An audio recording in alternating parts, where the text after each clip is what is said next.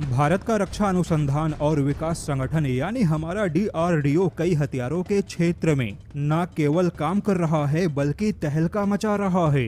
भारत ने भले ही हवा में उड़ने वाले हथियारों के क्षेत्र में अमेरिका, ब्रिटेन जैसे पश्चिमी देशों को टक्कर ना दी हो, लेकिन जमीनी हथियारों के क्षेत्र में भारत ने सभी यूरोपियन देशों के होश उड़ा दिए।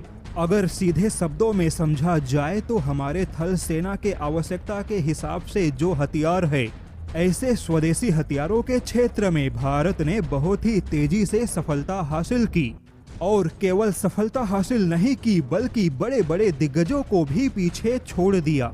यहाँ तक कि स्वीडन और साउथ कोरिया जैसे देश भारत के ऐसे हथियारों के सफलता से अब घबराने लगे।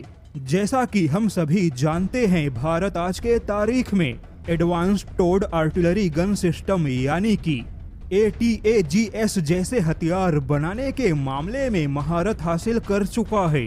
लेकिन अब DRDO ने एक बार फिर से ATAGS के क्षेत्र में दुनिया को चौंकाने वाला ऐलान किया है। ऐसा ऐलान जो स्वीडन या साउथ कोरिया के हथियारों पे ताला लगा देगा। दरअसल हमारे DRDO ने भारतीय थल सेना के आवश्यकता के हिसाब से दुनिया का सबसे हल्का ATAGS तोप बनाने का ऐलान किया है, जिसका वजन केवल 15 टन से भी कम होगा।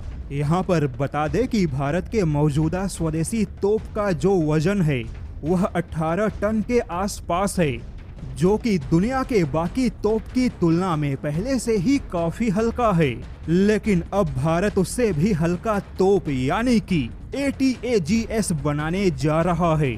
DRDO ने खुद यह खुलासा किया कि भारत का यह तोप सबसे हल्का तोप होगा, लेकिन इसकी तकनीकी क्षमता, इसकी फायरिंग क्षमता या फिर इसके युद्ध की क्षमता बिल्कुल भी कम नहीं होगी, बल्कि हल्का होने के नाते भारत का यह नया ATAGS दुनिया का सबसे तेज अटैक करने वाला हल्का तोप होगा। और ऐसा एडवांस आर्टिलरी गन सिस्टम बनाने की क्षमता आज के तारीख में ना ही स्वीडन के पास है, ना ही साउथ कोरिया के पास है। यह तोप इतना हल्का होगा कि युद्ध के दौरान भारत अपने किसी भी हेलीकॉप्टर से उठाकर पहाड़ों पर इसकी तैनाती कर सकेगा।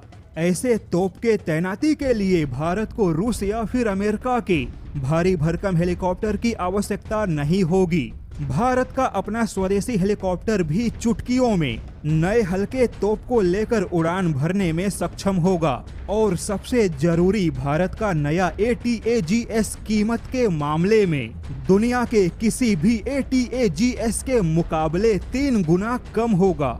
अब सवाल है कि जब दुनिया के सामने इतना अच्छा विकल्प होगा तो फिर दुनिया के बाकी देश स्वीडन या फिर साउथ कोरिया के महंगे तोप को क्यों खरीदेंगे।